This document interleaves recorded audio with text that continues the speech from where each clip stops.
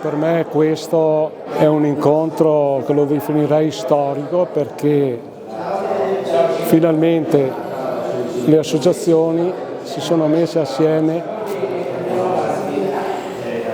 al commercio. Questo cosa vuol dire? Vuol dire che creando una situazione che si può collaborare assieme, andando in aiuto a queste piccole imprese e attività commerciali che attualmente nel nostro territorio stanno soffrendo in maniera particolare, in quanto dovute a questo nuovo tipo di mercato che si tratta nell'online.